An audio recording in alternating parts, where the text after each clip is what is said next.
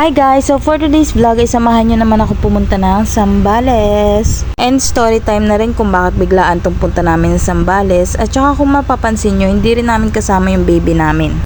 So ayun na nga, after namin magbagyo ay plano na naman yan sila asawa at saka yung mga ka-workmate niya na magdadagat sila at for the boys only lang yun.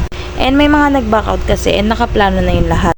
Lalo na may budget pa yan sila para sa lahat, para sa mga pagkain, etc. And ayun, naisipan na lang nila na isama na yung mga kanya-kanyang asawa dahil total maluwag naman at van yung gagamitin kasi sayang naman. Sobrang biglaan talaga ate, to the point na patulog na talaga ako. And si Dane nga pala pinaalam na ng daddy niya sa mama ko, sa mamila niya na hindi nga muna siya sasama dahil baka daw mabati siya at malayo yung pupuntahan namin at wala pa talaga kaming plano kung saan kami pupunta. And mostly talaga puro boys yung mga kasama at puro mga nagbe-vape yun at nag-yosi, kaya siguro sa susunod na lang talaga. And siguro ito na rin yung first and last time na iiwan namin siya dahil sa susunod isasama na talaga namin siya. Kasi mga ate ko, kung alam nyo lang talaga, buong biyahe hindi ako mapakali dahil para magkadikit yung bituka namin ng anak ko dahil nasusuka talaga ako na ewan na para akong buntis ulit, pero may regla ako. And bago nga kami makarating sa pupuntahan talaga namin, sa pagsistayan namin, nakailang ikot kami, Diyos ko, at nakailang hanap kami ng mga kubo na rerentahan namin. Yung iba naman mahal, yung iba naman madumi, Diyos ko naman, parang hindi naman nilinis. And yung iba naman malayo sa dagat, tapos malayo din yung CR. Grabe ang OA talaga sa layo, te.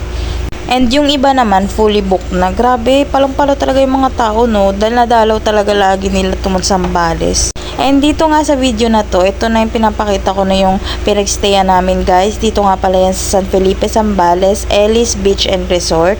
Sobrang ganda dito, tsaka malinis din. And malapit na yung pinagstayan namin sa dagat. Bumili nga muna kami ng merienda dyan guys. And nakailang hanap talaga kami. And pagkadating namin, syempre natulog muna kami mga girls kasi pagod sa biyahe. And yung mga boys nagluluto na yan sila ng mga ulam. 4K nga pala yung nirent namin dyan guys, and may kasama na rin yung kwarto, and malinis din yung mga CR nila dito guys, at saka mabilis lang din makakuha ng mga tubig dito dahil poso yung ginagamit nila, at saka separate din yung room na pang shower at saka yung pag mag CR ka talaga. Hindi na nga rin namin naabutan dito yung sunrise kasi anong oras na nga kami natapos sa paghahanap namin dito. Ang hirap pala mag-walk-in dito sa Zambales guys. Kaya kung ako sa inyo mag-book na talaga kayo agad na reservation para hindi na kayo mahirapan. And dito nga guys, biglang may tumatakbo dahil pinapahabol niya pala sa kanya yung aso niya. Ang cute-cute! Naalala ko tuloy yung aso namin si Summer. Ayan, i-insert ko na lang guys. Sorry naman, mahilig kasi talaga ako sa mga aso. Maya-maya nga din ay mag-swimming na rin kami, and dito nga pala binibidyo ko lang kung saan talaga kami nagstay dahil sobrang ganda ng place and malalim lang talaga yung buhangin niya guys. And yung last na punta ko nga pala ng Zambales, last 2018 pa yun. And yung napuntahan nga pala namin na yun, maitim yung buhangin tsaka madumi din yung dagat. Ewan ko lang kung madumi ba talaga yun or ganun talaga yung kulay niya kasi maitim talaga. And may separate video nga pala ako dyan kung saan talaga kami natulog. At saka malamig din talaga kahit nag-brown out siya kagabi. Overnight nga pala kami nyan guys. At saka 13 lang kami na magkakasama. Kasama na yung dalawang bata. And dyan nga pala guys, namali kami ng pinagsisiaran namin. Kasi akala namin yung katapat lang namin na CR. Pero mali pala yun, sa kabila pala yun ng mga cottage. Dito pala talaga yung CR namin. Ayan yung pinapakita ko. And dyan na nga pala kami natutulog guys. Ayan yung kubo namin. And dito matatanaw nyo na yung dagat. Palubog na nga ata yung sunset nyan eh. And ayan guys, nakita na nga namin yung sunset dyan. Pero tapos na nga pala kami maligo nyan. Di na nga ako nakapag-video. Kasi saglitang ligo lang yun dahil napakainit. Tapos napakalakas ng alon pala paghapon. Ayan, napakaganda ng sunset. May mga ATV nga rin pala sila dyan guys. Gusto ko nga sana mag ATV kaso ang mahal. Biglaan nga lang to, hindi kami nakapag-ipon. And dito nga guys, nagluluto na sila niya ng giniling na ulamin namin ngayong gabi. At saka habang iniintay nila yan, yung mga boys nagkakantahan nga muna. Ayan. And ayan, habang inaantay nga namin maluto yung iba pa namin pagkain, napag-isipan mo na nilang gumala muna dito sa may tabi ng dagat. Sobrang dilim na nga niyan, pero ang sarap sa tenga pakinggan ng alon ng dagat. Grabe.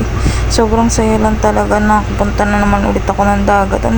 Yung last na punta ko ng dagat, siguro buntis pa ako nung kay Dane. 4 months pregnant pa ako nun. Tapos muntik pa ako matiktik nun. Diyos ko naman. And habang naglalakad nga pala kami dyan, may nahuli nga pala silang dikya dyan kasi kinagat nga pala yung iba sa mga kasama namin ng dikya. Grabe, para palang slime yun siya. At saka hindi mo talaga siya makikita sa tubig kasi color white lang talaga siya. And dyan nga pala guys, sobrang ganda ng mga lights dyan. Ewan ko saan yan, sobrang dulong-dulo na yan eh. And dito nga binibiro nila yung batang kasama namin kasi ang cute-cute kasi niya, para daw siyang white lady. Loko talaga. Elise! Elise! Elise! Elise! White lady ka ba? Hindi. Ang cute lady ko. Yung Naka-white pa. Bitch yung ano. katawa ka hanggang. Yan mo. And dito nga guys, habang tumatambay kami dyan, bigla na lang may lumitaw dyan sa gitna ng dagat. Diyos ko, napaka-creepy. Parang nagpa-flashlight siya na hindi mo nakikita yung tao. Diyos ko, pero nabalita pala yan. Space jellyfish daw pala yan ng China. Bigla siya naglaho, tapos parang kumalat yung parang smoke niya, tapos parang lumalaki siya. Diyos ko, nakakatakot talaga pag ganyan na madilim sa dagat. And dito nga guys, kainan na. Ngayon lang din pala ako nakapag-overnight kasi nga buntis nga ako nung last na nakapagdagat kami, overnight din yun. And thank you nga pala sa parents ko kasi pinayagan nila kami na kahit papano magka-me time kami sa isa't isa. Magkaroon kami ng kahit papano bonding na kami dalawa lang ulit. Kasi nakakapagod naman talaga maging parents at saka nakakapagod din yung panay trabaho din sila. And ako panay ulit-ulit lang yung routine ko sa bahay. Kaya thankful ako sa mga parents ko. At ayan, iinom na nga kami dyan guys. Diyos ko, unti lang ininom ko dyan. Ngayon ko lang natikman yung alak na yan. Kung gin yan at saka Nestea, ubos yan sa akin tay. And hindi ko na nga pala alam kung ano nangyari dyan dahil maya-maya natulog na rin talaga ako dahil naantok na rin ako. Tsaka wala naman ako masyadong ginagawa dyan. Para bukas, ready to go na ulit. And ayan guys, umaga na nga pala niyan at ang sarap ng mga pagkain na niluto nila kasi may hotdog, itlog, tapos may yung sinangag pa. At saka yung pinakapaborito ko, may tuyo ate. And ayan guys, video muna bago kumain syempre. And pa-out na nga rin pala kami dyan guys kasi hanggang 9 AM lang kami. At pagkatapos namin dyan kumain, nag-swimming na nga kami. At ito na nga yung pinagstayan namin guys. Ayan yung video. Malaki din siya kahit papano. At saka meron pa kami dun space at may labas pa talaga. And ayun, nakasabit na yung mga basang damit namin kahapon. At nagliligpit na rin yan sila dyan kasi nga mag-swimming na nga kami. Last na babad bago kami umuwi. And ito nga pala yung tulugan namin mga girls. Diyan kami mga girls. Yung mga boys doon sila sa labas. Ewan ko saan sila natulog. Pero may sapi naman yun sila guys. Ayan, malamig dyan kahit isa lang yung electric fan. Tsaka kahit nagbaranot kagabi. And marami nga rin palang pagsasaka ng cellphone. And ito na nga yung umaga guys. Magpipicture-picture na rin kami lahat niyan kasi hindi kami nakapag-picture kahapon. Ayun, mga kasama namin yung mga naka-block. Ay, ang dami naka-block te. Ayun yung mga ATV. So next time na lang siguro yun itatry. At saka pag umaga pala, kalmado pala kahit pa paano yung dagat. Ayan siya guys. Ang nadamit pa rin talagang tao dito. And dito nga pala guys, pagkatapos namin mag-picture-picture tsaka TikTok video, ayan, nagbabad na muna talaga kami dyan. Pero hindi naman kami masyadong umitim kasi hindi naman masyadong maaraw. Yung mukha lang maaraw sa video pero hindi. And dito nga guys, bumili lang ako dyan ng rep magnet kasi yan ang goal ko sa kada pupuntahan namin, bumili ng rep magnet. And dyan nga pala, napakadami kong sugat dahil sa crocs na yun ng kapatid ko. Sana pala hindi nagko-crocs no pag nagdadagat. Ang sakit sa paa, nagkapaltos-paltos ako. And dito nga pala guys, uuwi na nga pala kami. Hinahanap ko pa yung cellphone ko niyang kay Love pero nasa akin pala, hinahawakan ko pang video. Diyos ko naman. And hindi pa nga kami totally uuwi niyan dahil magbibilyag pa yan sila dun sa unahan. Ilalagay lang muna namin yung mga gamit namin dun sa van. At magtatambay muna yan sila, maglalaro. Ayan guys, kung nakikita niyo, nagbilyard na yan sila.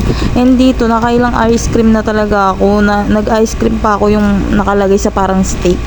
And dyan guys, pauwi na nga kami niyan. And dito ko lang talaga nakita na nasa pinakadulo na pala talaga kami ng Zambales.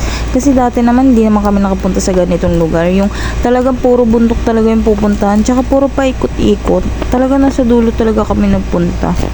And bago nga talaga kami umalis ng Zambales, nag-stop over muna kami sa mga bilihan ng mga mangga, ganyan, mga prutas. Sila bumili kasi sila.